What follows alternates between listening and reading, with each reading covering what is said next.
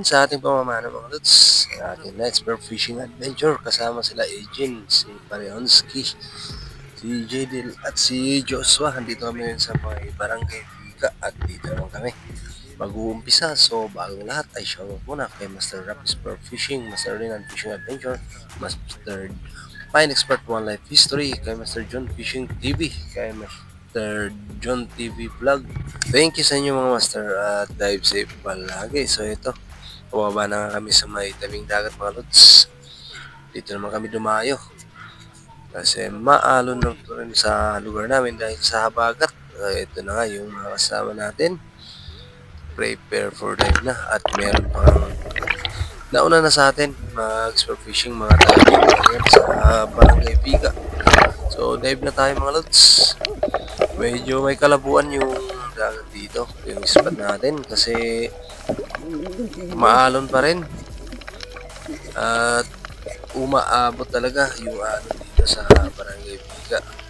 So ito yung unang nahuli natin, isang silay. Meron sana mga dalagang bukid mga lodi pero napakailap. Kaya pinagtyagaan ko na lang tong pang-ulam na mga isda na ito. Yan. Grabe pati yung isda sumasayaw pa dahil sa alon mga lods. Dahil wala pa tayong nahuhuli. Medyo magandang isda. Kaya eto na lang muna pang prito at pang paksiw at pang tinola. Eto yung grasya natin mga lods.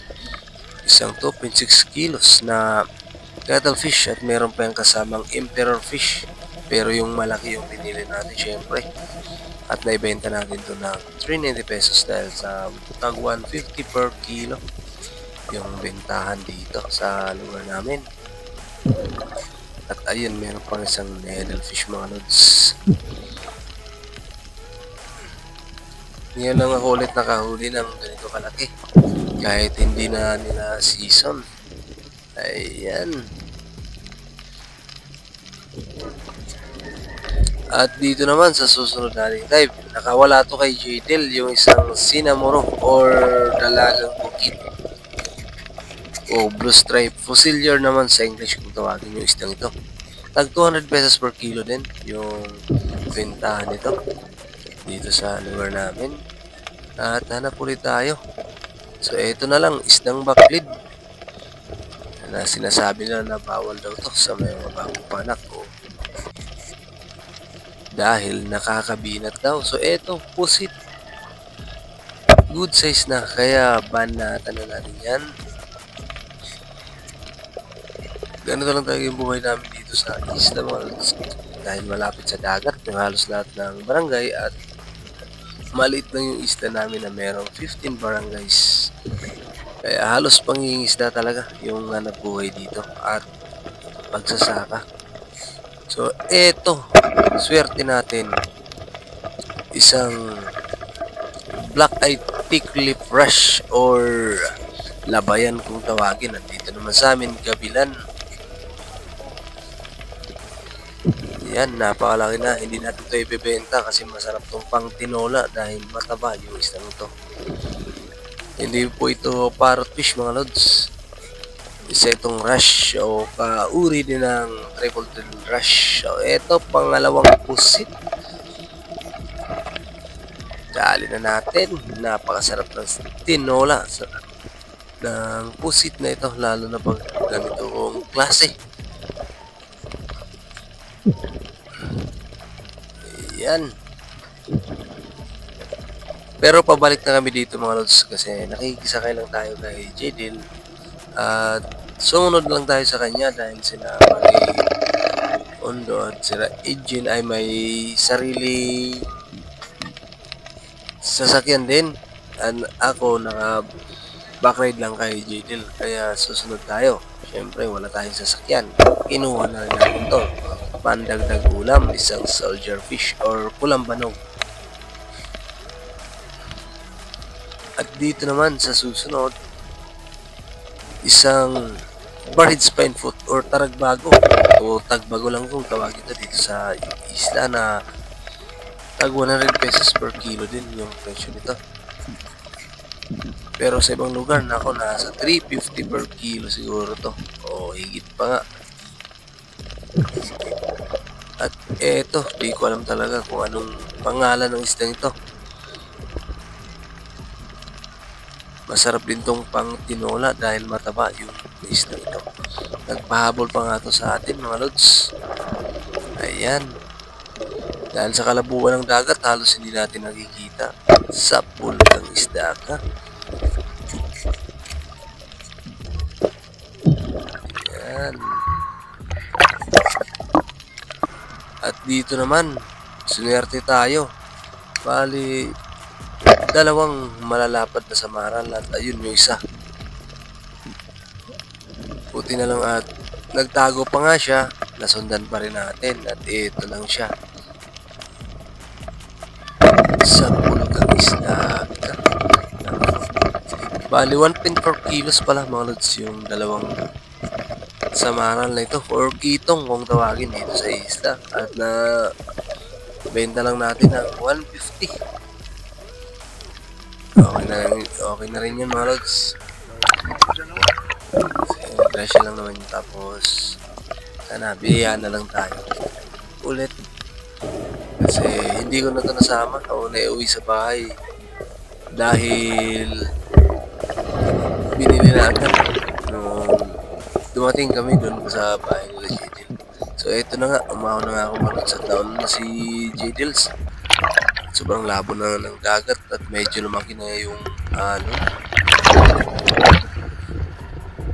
Kaya tara, hinihintay na kasi tayo ng kasama natin. Nakatambay na lang siya.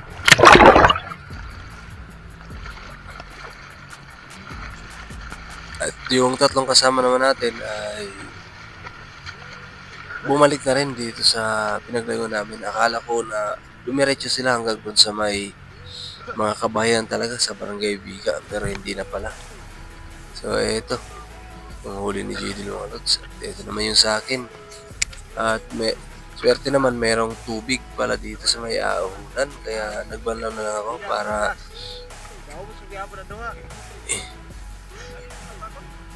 magbibihis na lang pagka-uwi.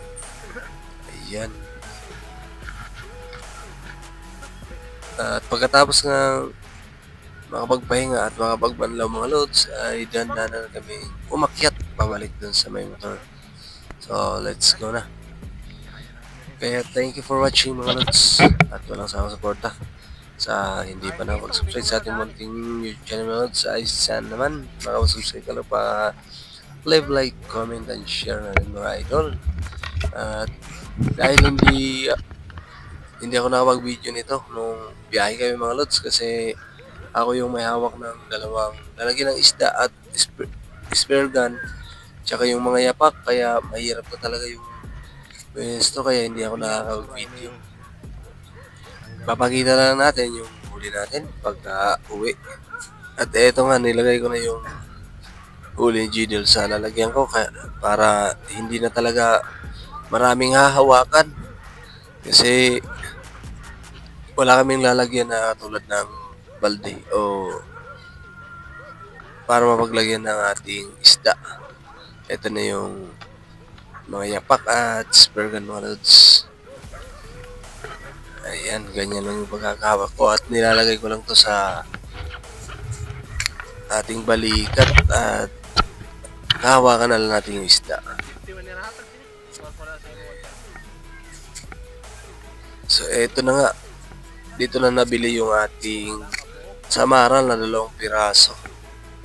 Mga 1.4 kilos din, pero naibigay na lang natin ng 150 yung 1.4 kilos. Ang ulam daw nila. Ayan.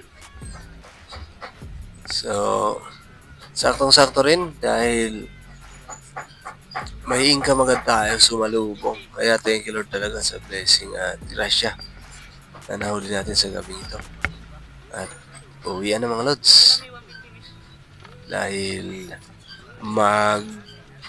titinola pa pagka uwi. At nakakagutom na rin. Kaya kung baguhan ka pa lang sa pamamana ng mga lods, ay Hindi naman kailangan malalim agad. Ito lang tayo sa safe tayo. Kaya ito yung ibang nahuli natin mga lods. At yung binenta ko lang dyan, yung cuttlefish na to with 6 kilos, pati yung kitong kanina. Kaya grasya na rin talaga. Thank you Lord.